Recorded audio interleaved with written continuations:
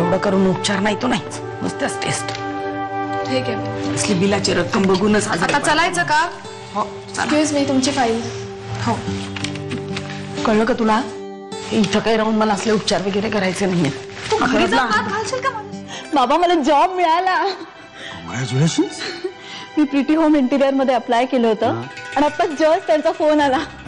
त्यांनी मला assistant designer म्हणून अपॉइंट केलंय. आय गॉट द जॉब बाबा. आणि मी म्हटलं तसं स्वतःच्या जीवावर.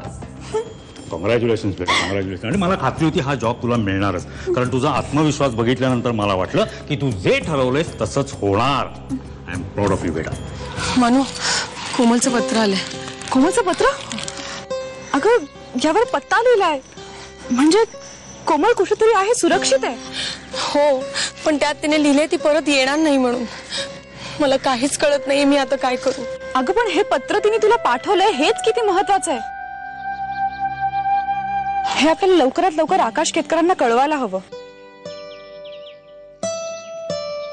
वसो, आनंदाची बातमी. अगं आपल्या शलाकाला प्रिटी होम इंटेरियर मधून नोकरीचा कॉल आलाय. तिनेच अप्लाय केला होता. हो का?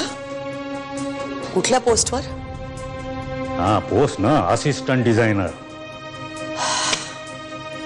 म्हणजे या मुलीने स्वतःचं खरं केलं तर? हेच सगळं तू तिला ऐकवलं असतंस ना, म्हणून तिने तुला नाही फोन केलाय. कळते तुला? तिचं भविष्य उज्ज्वल व्हावं म्हणून मी हे सांगतेय. हा विचार तिने केला नसेलच. असो, मी फोन ठेवते, मी कामात आहे. काम आहेत म्हणेल. तिने या पत्रात स्पष्टपणे लिहिलंय, मी परत येणार नाही. आणि जर असं असेल तरी कोणी आपला पत्ता कशाला देईल? पण मग ती हा पत्ता का लिहिलाय? ती नक्कीच आपल्याला काहीतरी सुचवू पाहते. आता काय करणार आहात तुम्ही?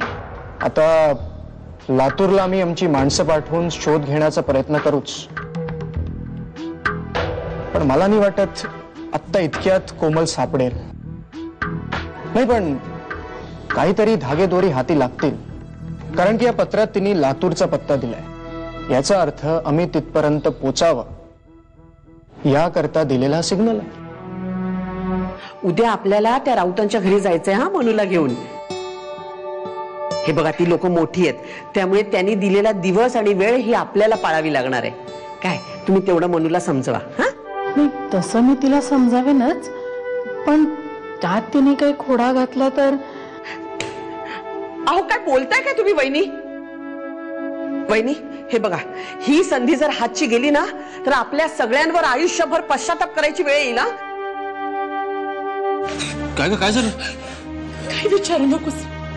आतापर्यंत मी खूप सहन केलं रे त्यांचं, कारण फक्त माझ्यावरच हात उगारत होते ते.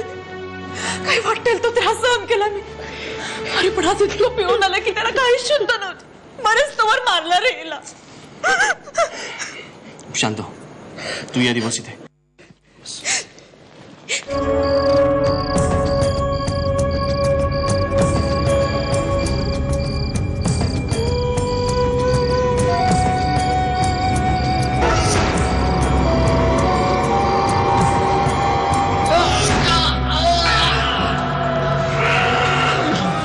जा, काय करायचं ते करती येत नाही तुझ्या बरोबर. जा जा, जाऊन बस दारू पेत. कुत्रा हाल खाणार नाही ना, तेव्हा कळेल तुला. चल चल. ए गौरी, सांग याला गपचूप घरी चला दी. चल चल चल.